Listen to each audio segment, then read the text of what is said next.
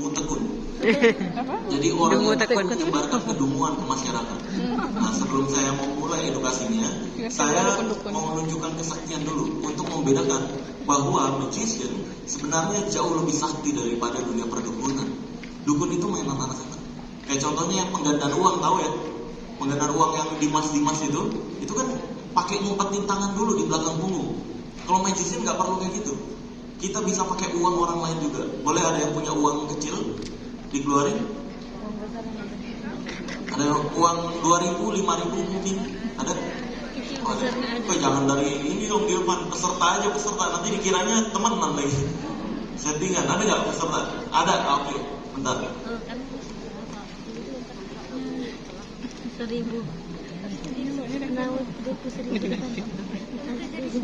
Berapa nih uangnya? 2.000, iya gak apa-apa. Jangan dong, 20 juta, kebanyakan.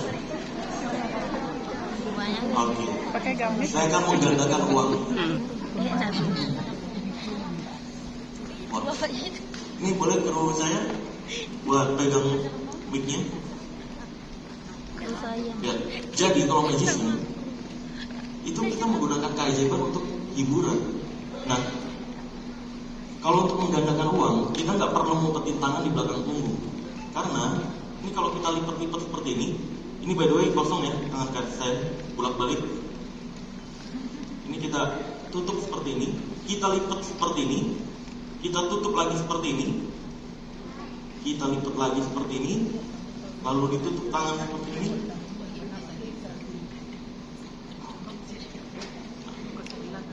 Ini udah berubah warna.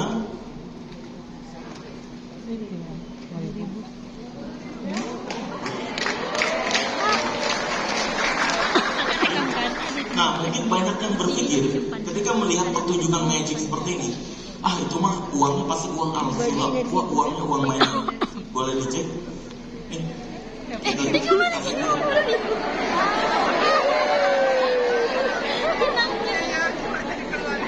Mana? Tadi yang punya uangnya mana? Kalau tanpa alasan dicek, jadi tiba-tiba lu asli nggak? kaya lah cuma dukun. Asli. Antoni. Sedekahnya. Nah, mungkin ada juga yang berpikir, wah magician mah curang, cuma bisa satu uang doang. Dan kalau dukun itu bisa banyak uangnya. Nah sebenarnya untuk memunculkan banyak uang, kita juga bisa begitu. Dan nggak perlu munculin di belakang punggung. Kita tinggal gosok-gosok tangan aja, bisa muncul banyak uang. Lihat.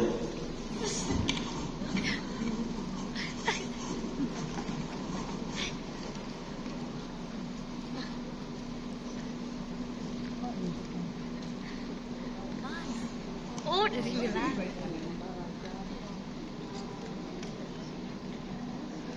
Jangan bilang.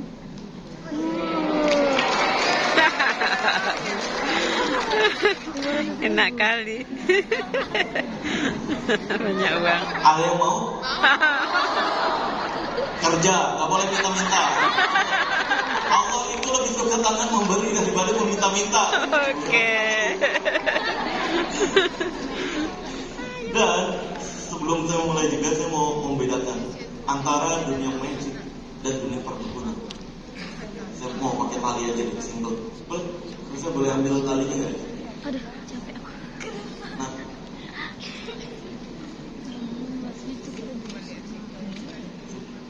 saya akan memperlihatkan bagaimana bedanya. Boleh, ini pegangin mic aja nih, karena ini perlu repot. Mic ada? Oh ya, boleh. Standing. Bukan. Beda. Enggak perlu buku kan berarti? Enggak. Ada triknya nanti. Guys, maaf saya tiba-tiba music. Oke. Nah, di sini saya akan memperlihatkan bagaimana perbedaan magic dan dunia perdukunan. Di sini saya punya 2 tali. Saya akan membuat talinya sama persis. Jadi sama panjang. Lihat. Dengan cara seperti ini, saya taruh di ujung seperti ini. Ujungnya satu saya taruh lagi seperti ini. And then saya tarik seperti ini. Dan sama panjang. Nah, ini adalah dukun ya kalau yang mainin kayak gini. Kenapa? Karena masih ada yang ditutup-tutupin. Ini mainan anak-anak. Nih lihat. Tuh. Ya. Ada rahasianya nih. Yaitu nggak beneran sama panjang. Dia cuma ditutupin doang. Kalau dunia magic, kita nggak boleh ada yang ditutupin kayak gitu.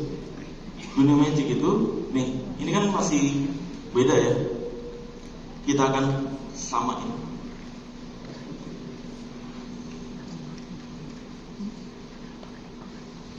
Lihat, keajaibannya sama, menjadi sama panjang, tapi bedanya ini bisa dipisahin. Jadi nggak ada yang ditutupin sama sekali. Nah, Iya. berikutnya, terus saya akan menyambungkan, kan ini reconnect ya, menyambungkan yang putus. Gini caranya.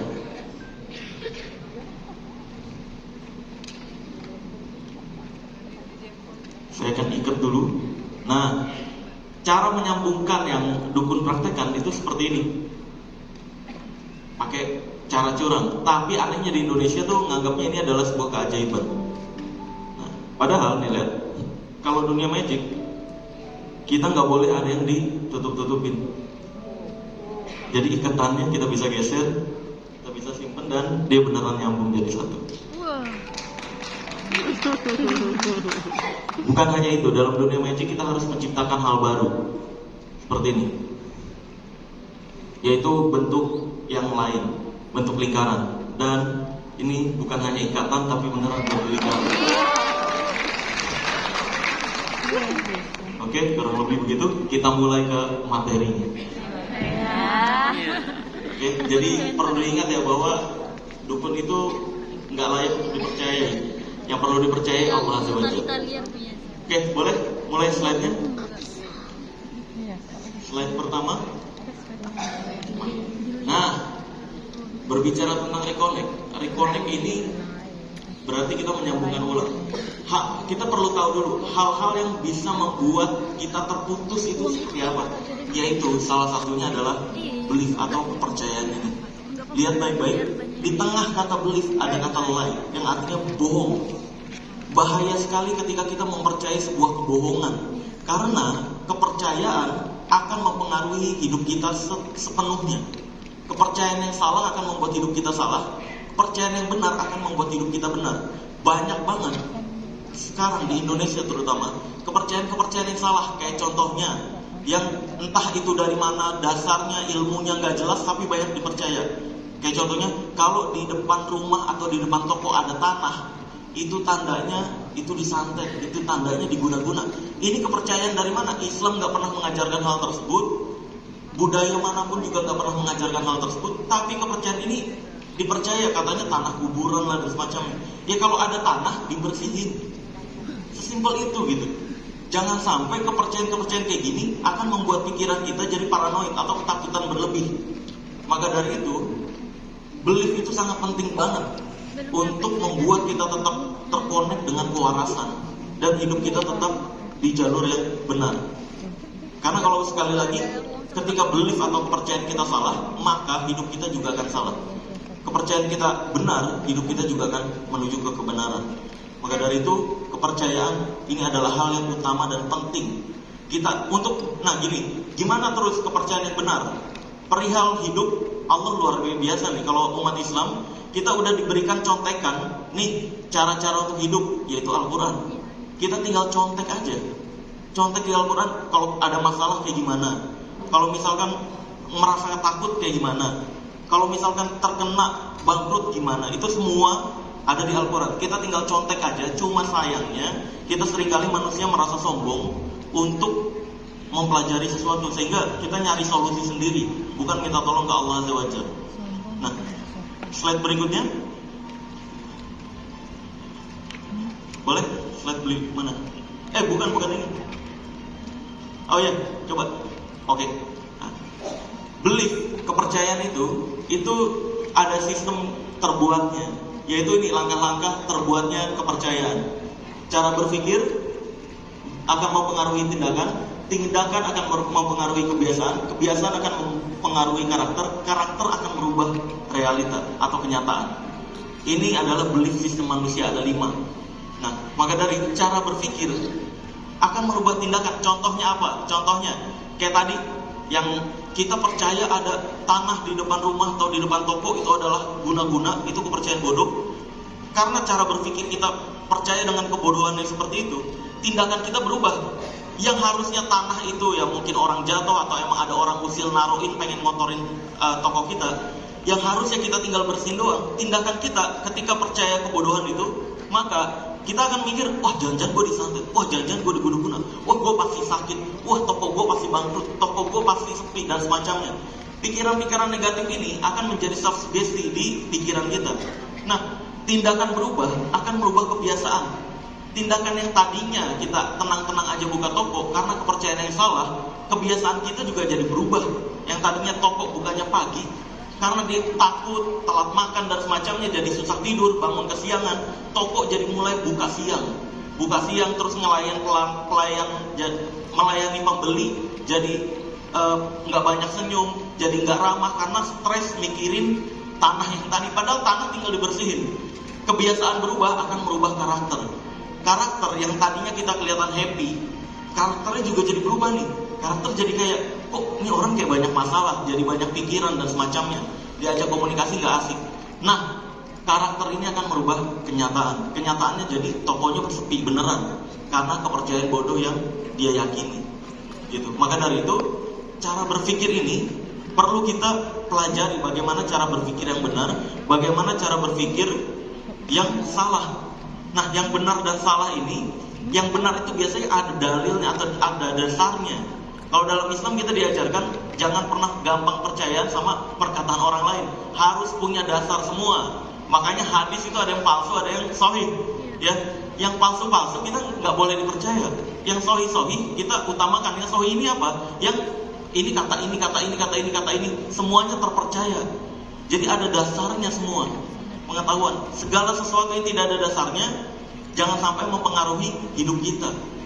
Ya, Bapak Ibu ya, udah cukup ngerti ya bagaimana belief system atau kepercayaan manusia itu bisa tercipta. Maka dari itu, untuk menjadi kaya raya atau untuk menjadi orang yang bahagia, beruntung dan semacamnya, cara berpikir kita juga harus yakin bahwa oh, doa kita pasti dikabulkan. Kita minta sama Allah Azza wa Jalla, misalnya ya Allah saya mau jadi orang bahagia. Orang bahagia itu yang seperti apa? Kita harus tahu detailnya. Maka dari itu tindakannya kita harus berjalan seperti orang bahagia. Terus ngomong seperti orang bahagia kayak gimana? Ketika tindakan berubah, kebiasaan juga akan berubah. Kebiasaan yang tadinya mungkin di rumah aja karena depresi, stres, takut dan semacamnya, akhirnya karena dia ngerasa, oh gue orang yang bahagia, beruntung dan semacamnya, jadi lebih berani bertemu dengan orang. Jadi lebih berani ngobrol sama orang yang baru dikenal. Jadi lebih berani nanya, lu kesibukannya apa? Sehingga orang jadi banyak yang sharing. Kebiasaan berubah, karakternya juga berubah. Yang tadinya nggak banyak pengetahuan wawasan, jadi banyak tahu, lalu karakter akan merubah kenyataan. Jadi beneran banyak kebahagiaan yang datang ke dalam hidup. Maka dari itu, cara berpikir akan menentukan kenyataan kita. Itu faktanya, bahaya banget ketika cara berpikir kita yang salah. Nah, boleh di slide berikutnya. Nice. Nah, semua yang ada di dunia ini, yang perlu kita pahami, semua yang ada di dunia ini adalah tergantung persepsi kita sebenarnya. Ada 3 hal yang selama ini kita anggap negatif, padahal positif. Ya, di sini ada yang menganggap takut, malas, pesimis itu negatif. Angkat tangan. Ada? Udah pada tahu semua ya. Ya, kan semua orang menganggap takut, malas, pesimis ini adalah hal-hal yang harus dihindari, padahal enggak. Itu kepercayaan yang salah. Takut, malas, pesimis itu adalah 3 hal yang justru melahirkan hal yang positif. Nah, mungkin bingung nih, gimana caranya orang aja kalau mau mulai usaha nggak boleh takut. Orang kalau mau mulai kerja nggak boleh takut ngelamar dan semacamnya. Nah, itu adalah orang yang salah menempatkan rasa takutnya. Saya akan jelaskan satu persatu. Boleh slide berikutnya? Nah, ini Sebenarnya takut itu kita jadikan modal awal. Takut itu adalah modal awal. Contohnya, saya akan beri contoh ya. Lampu. Lampu tercipta karena ada orang yang takut sama gelap. Betul? Betul ya? Diganti. Nah, motor. Motor tercipta karena ada orang yang takut capek jalan kaki. Akhirnya dia nyiptain gimana caranya biar nggak capek jalan kaki. Dia buat motor. Mobil yang 4 pintu, ya. Ada orang yang takut kalau kepanasan dan kehujanan naik motor, gimana caranya biar keluarganya nggak kepanasan dan kehujanan. Akhirnya dia bikin mobil 2 pintu. Ada juga orang yang takut, kalau pakai mobil gede nggak kelihatan keren. Gimana nih? Gue takut nggak keren. Dibuatlah mobil 2 pintu, mobil sport dan semacamnya, agar bisa menaikkan harga diri juga. Terus sarung mobil tercipta karena ada orang yang takut mobilnya kehujanan. Maka dari itu, rasa takut itu kita jadikan modal awal. Kayak misalkan, gue takut hidup gue miskin atau nggak bahagia. Nah, kita harusnya muncul tuh solusi-solusi gimana caranya menciptakan sesuatu hal ide agar tidak mencapai apa yang kita takuti tadi. Gitu. Solusi dari ketakutan kita tersebut. Contohnya cinta. Cinta juga tercipta, kita nyari pasangan karena kita takut sendirian, takut kesepian. Maka dari itu akhirnya kita mencari pasangan. Nah, ini juga ada ini perusahaan saya, Bless Gold. Ini ada Ewa Gold di sini ya. Halo Ewa Gold tim. Ya, tapi kita beda pasar. Bless Gold itu saya ciptakan karena takut customer atau UMKM di Indonesia itu percaya dengan penglaris. Maka dari itu saya menciptakan Bless Gold karena takut UMKM menggunakan penglaris pembodohan di dunia perdukunan agar dia menggunakan penglaris masa kini. Maka dari itu sekarang di Indonesia banyak sekali UMKM yang menghadiahkan gratis emas dengan merek mereka sendiri. Nah, itu dari perusahaan saya, Bless Gold. Gitu. Pabrik emas di Solo. Maka dari itu, takut kita jadikan modal awal untuk menciptakan sesuatu. Nah, slide berikutnya. Malas. Nah, ini. Malas juga banyak banget nih. Kamu tuh harus rajin, jangan malas. Itu kata-kata yang kurang tepat sebenarnya. Malas itu harusnya kita jadikan cita-cita. Harus banget kita punya cita-cita bermalas-malasan. Bahkan Allah Azza wa Jalla menjanjikan kita bermalas-malasan di surga. Betul kan? Allah menjanjikan ada sungai. Bagi pria ada 72 bidadari. Istri semua tuh ya, Pak. Bukan istri. Jangan mikirin istri yang di dunia, ntar mikirin pusing dong. 72 bidadari ya. Nah, maka dari itu, kayak contohnya nonton TV, bangun siang, main game seharian, itu adalah rasa malas. Yang sebenarnya kita nggak bisa munafik. Itu membuat kita bahagia, itu membuat kita senang. Bisa jalan-jalan kapanpun yang kita mau. Itu adalah hal yang membuat kita senang. Nah, maka dari itu kita jadikan kemalasan itu sebagai cita-cita. Nah, kalau dalam hidup saya pribadi, ini cerita hidup saya, makanya ketika ada di seminar kayak gini luar biasa nih. Saya selalu kadang-kadang keinget zaman dulu. Mungkin banyak yang berpikir, lah pesulap merah nggak kuliah, terus juga dia akademisnya, pengetahuan akademisnya juga nggak tinggi, kok bisa banyak banget pengetahuan. Nah, yang saya lakukan dulu ketika saya terlahir di keluarga yang pas-pasan, saya tetap mau belajar. Ketika teman-teman yang lain kuliah, yang saya lakukan adalah modal 1M, yaitu mulut. Saya menggunakan 1M saya itu dengan maksimal, mulut. Jadi ketika ada seminar kayak gini, dulu di Facebook, ketika saya SMP, SMA, teman-teman yang lain bisa main futsal, bisa nongkrong di kafe, saya nggak ada duit. Saya selalu ketika diajakin, gue nggak suka main futsal, gue nggak suka nongkrong di kafe.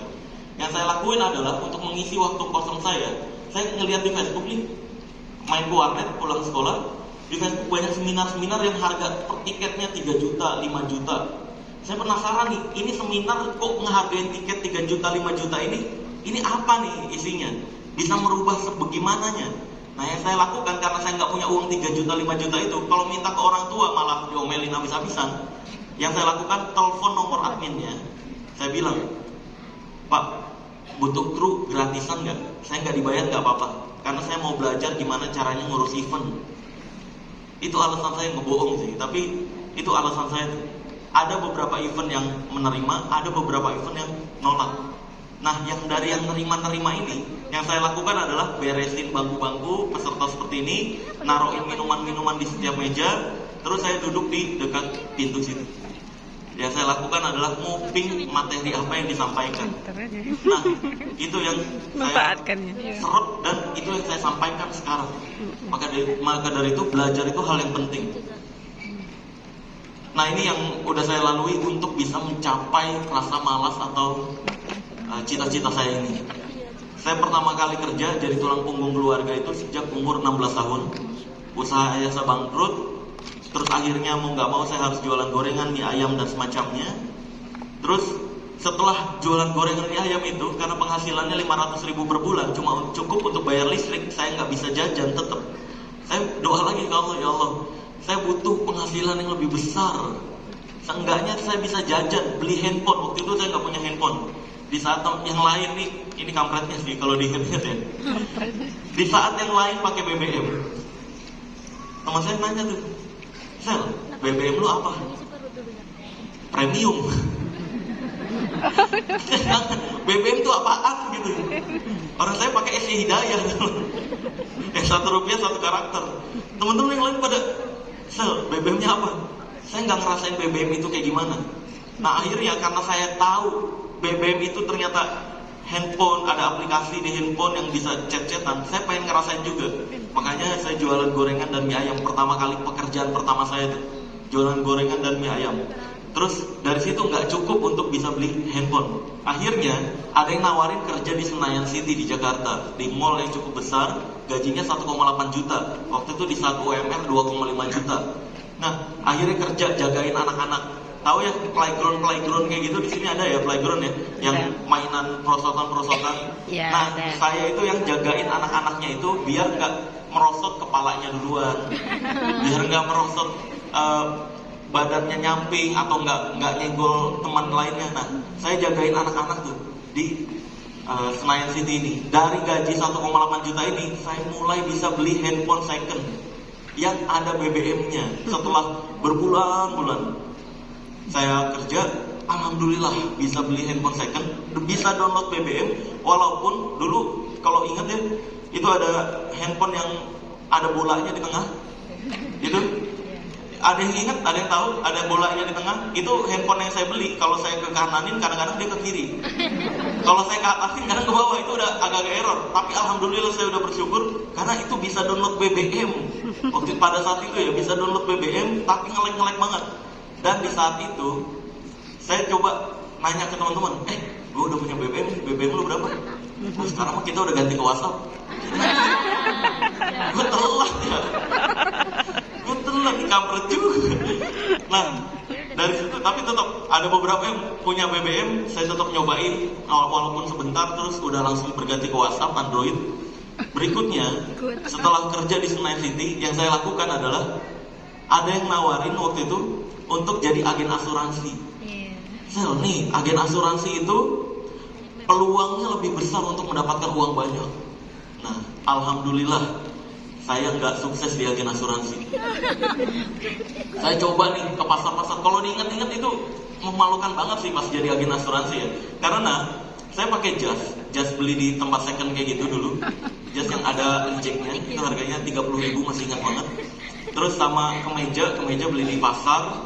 Terus celana dikasih tetangga, karena emang gak punya celana yang bagus, dikasih tetangga warna hitam. Saya datang ke pasar-pasar nawarin asuransi. Nah ini kesel banget nih, waktu itu ada sempet saya datang ke pasar tradisional gitu, saya tawarin nih asuransi. Pak, kalau nabung di bank kan kayak gini nggak di cover.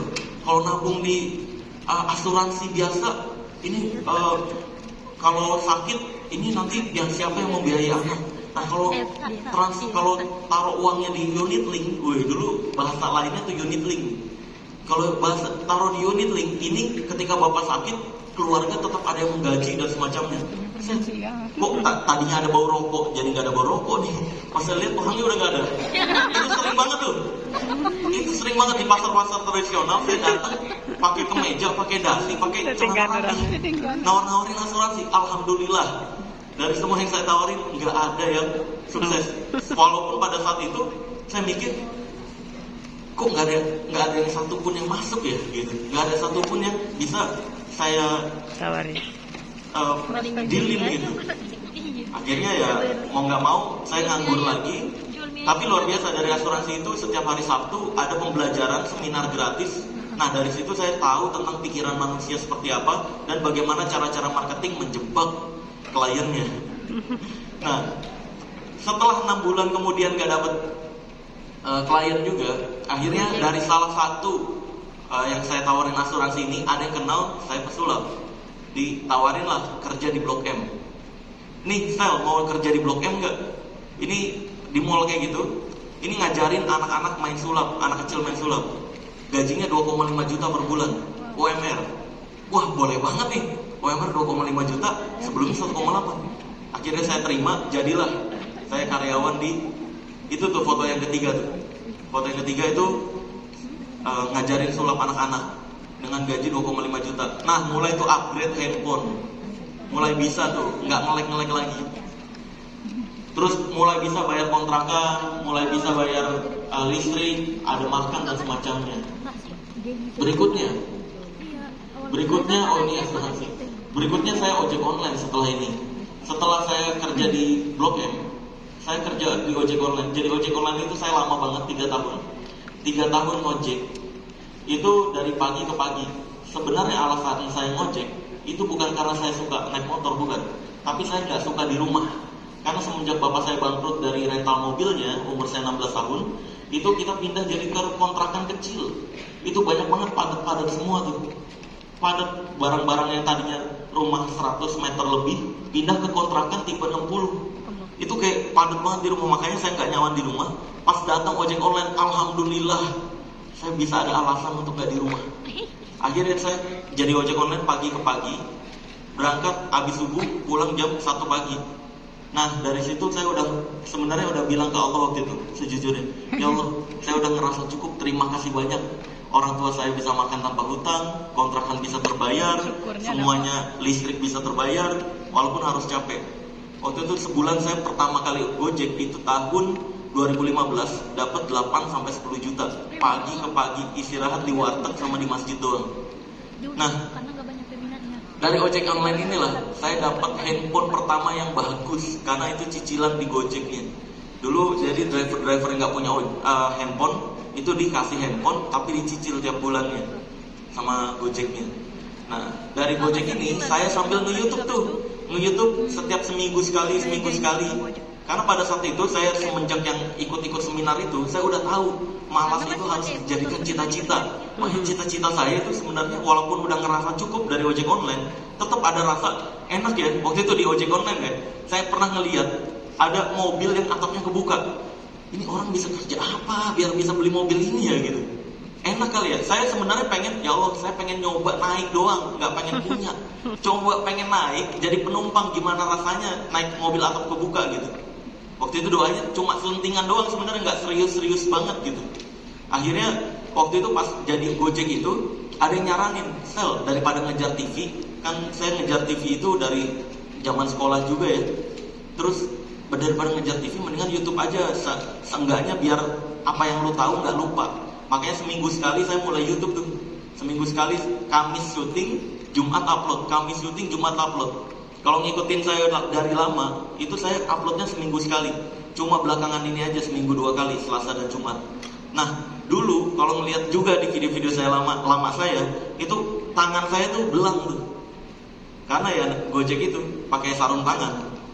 Itu alasan sebenarnya kenapa tangan saya belang di tahun-tahun 2016, 2018. Nah, setelah ojek ini nge-YouTube seminggu sekali, setahun kemudian dapat gaji pertama dari Amerika. Wih, keren banget tuh. Oh, tukang ojek dari YouTube juga dapat gaji pertama 1 tahun, yaitu 1,3 juta. Tapi sombongnya udah luar biasa. Wih, gue karyawan Amerika nih. 1,3 juta setahun. Beneran dikirim langsung dari AdSense kan. Nih 1,3 juta.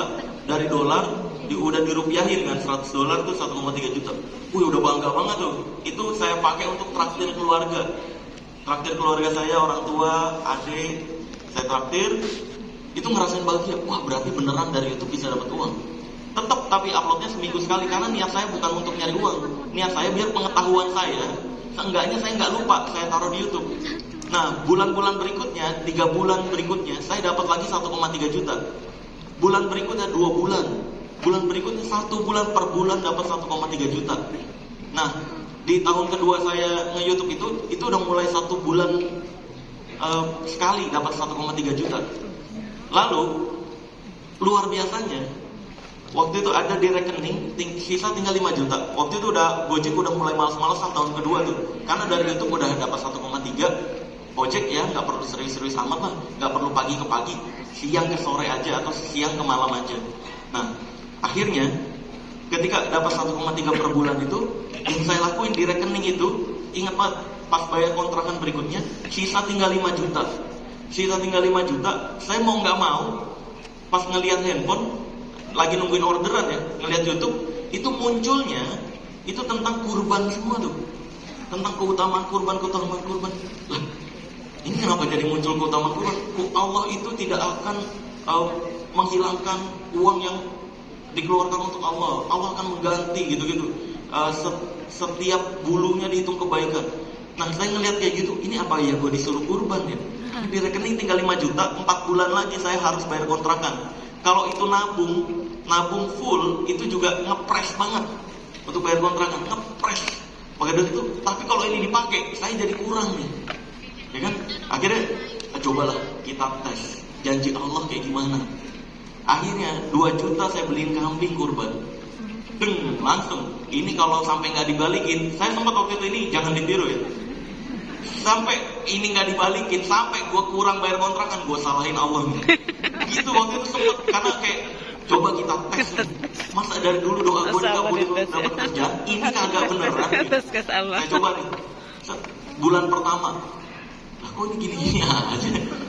Dibalikin dengan cara apa nih? Ini sama aja nih, penghasilan gini-gini aja. Bulan kedua, tetap kok ini kayak gini-gini aja. Nggak ada, mulai tuh kata-kata, wah ini beneran nih, jangan-jangan ini janji-janji Allah tuh bohongan semua, atau jangan-jangan gue nggak layak, atau apa yang salah. Bulan ketiga mulai tuh resah, kurang nih duit buat bayar kontrakan, kurang. Wah anjir, ini gimana cara nyarinya nih ya?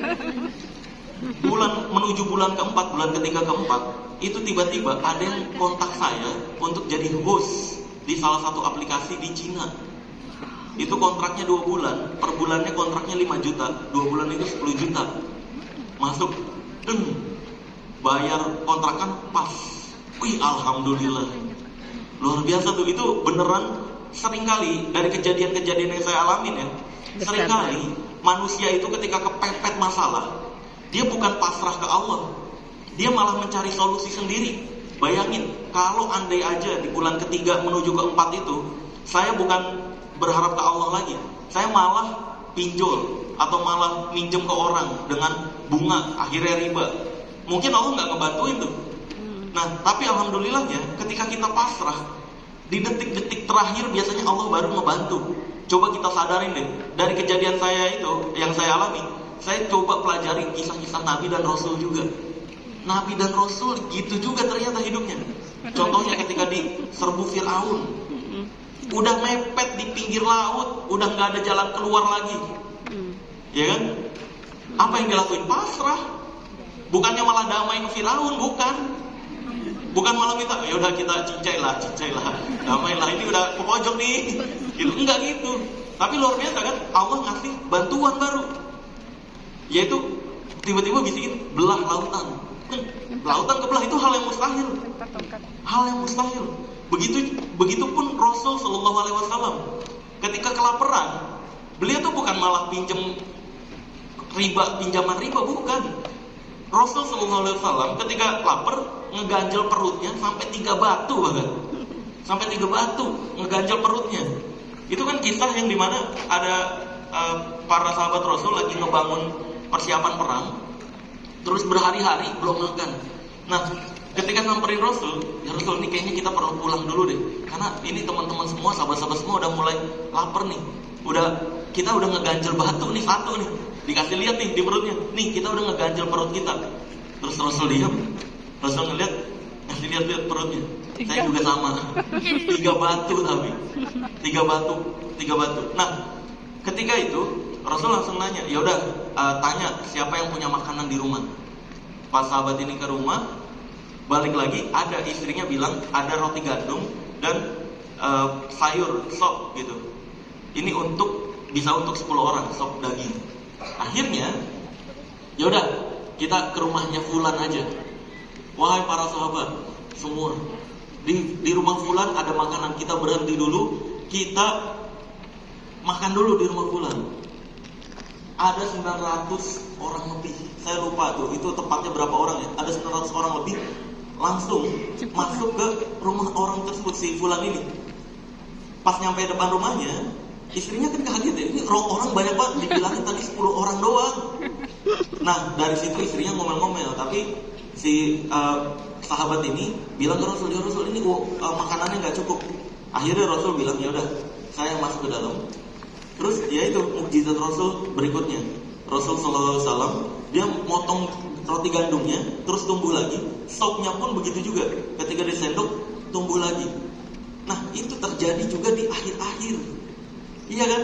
Kalau Rasul bisa melakukan itu dari awal, ini mungkin Rasul nggak perlu bantu itu, ya kan? Buat ngeganjel, Rasul mungkin udah dari awal aja motong makanan yang ada terus sembuh lagi. Tapi bantuan Allah itu biasanya terjadi di akhir, ketika kita benar-benar pasrah. Dan ini saya tanyakan ke dokter-dokter pikiran, ke dokter-dokter otak manusia.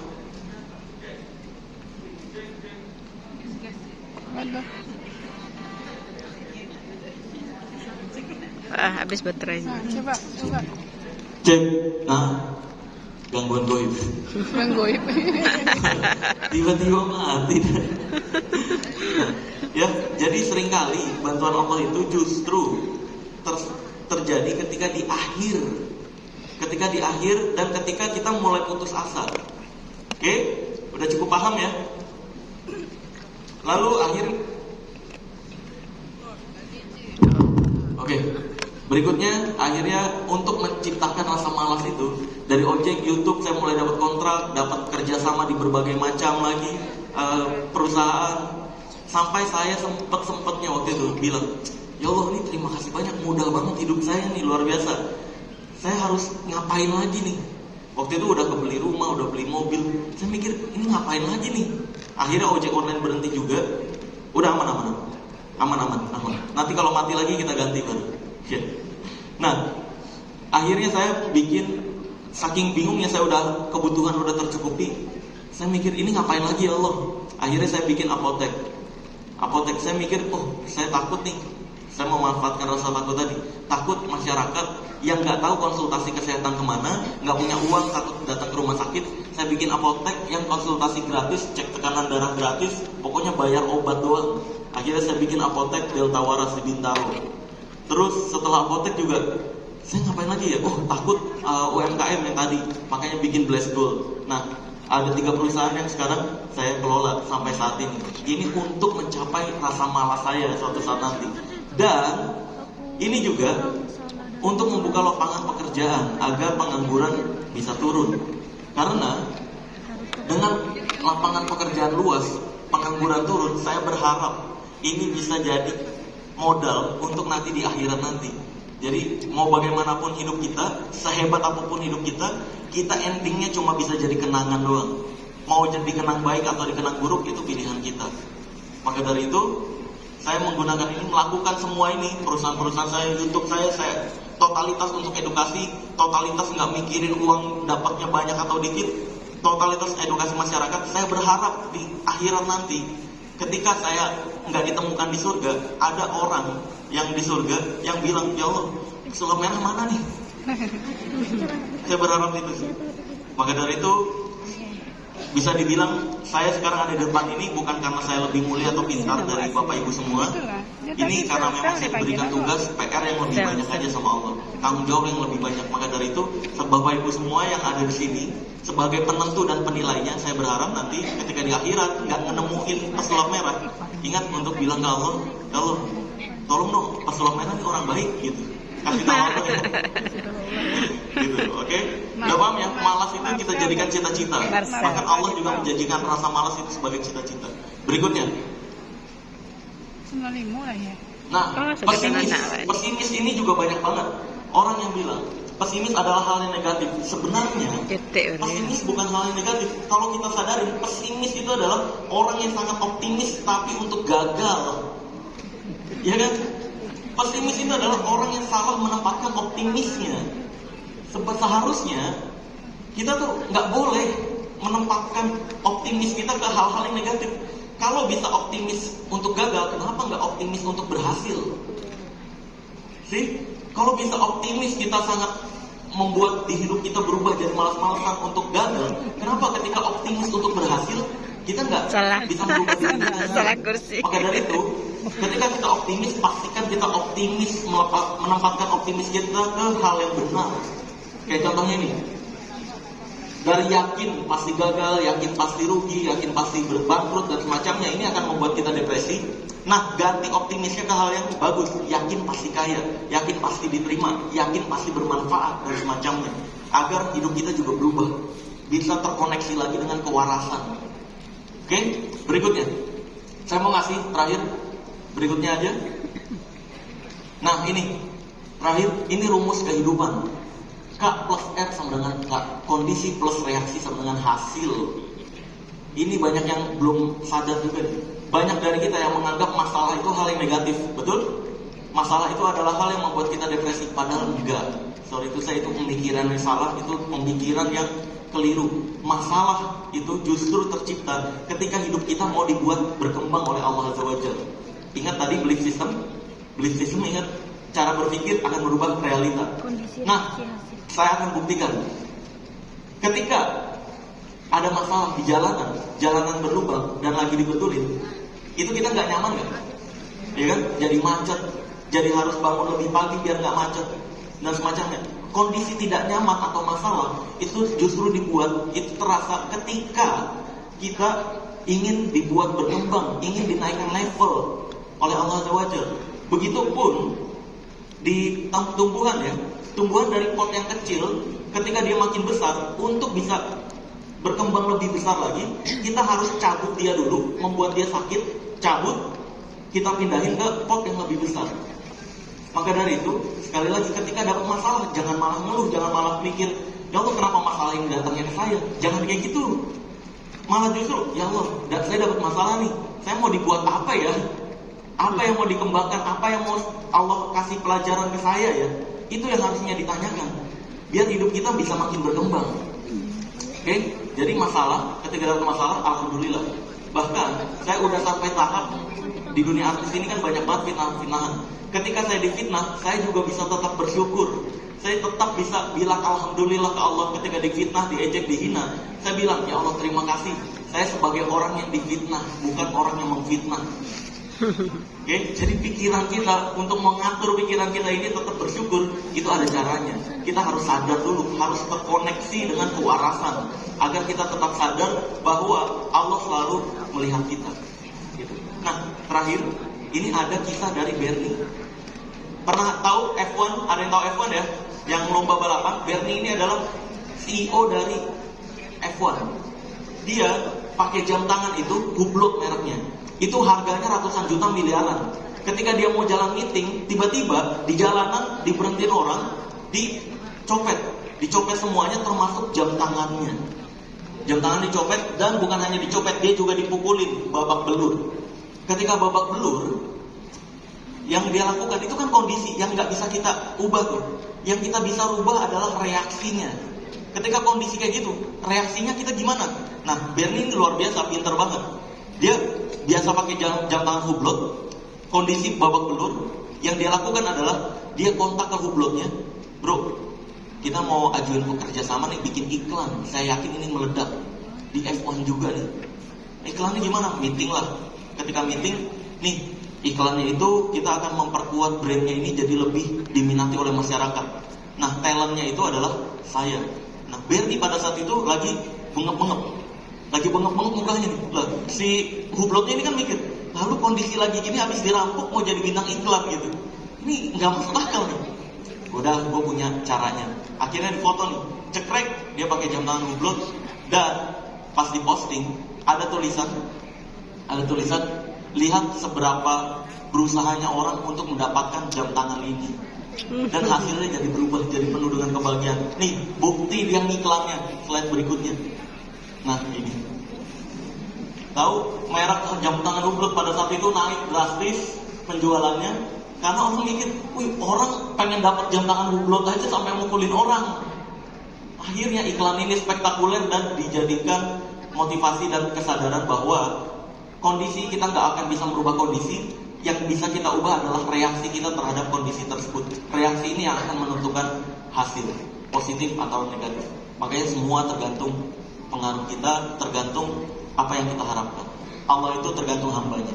Oke, kurang lebih begitu aja dari saya, Maxwell Redwald, Pesulap Merah Indonesia. Semoga mulai saat ini kita bisa lebih mengendalikan diri kita secara penuh dan secara maksimal untuk mengatur hidup kita ke kebahagiaan dan ke hal-hal yang positif. Terima kasih.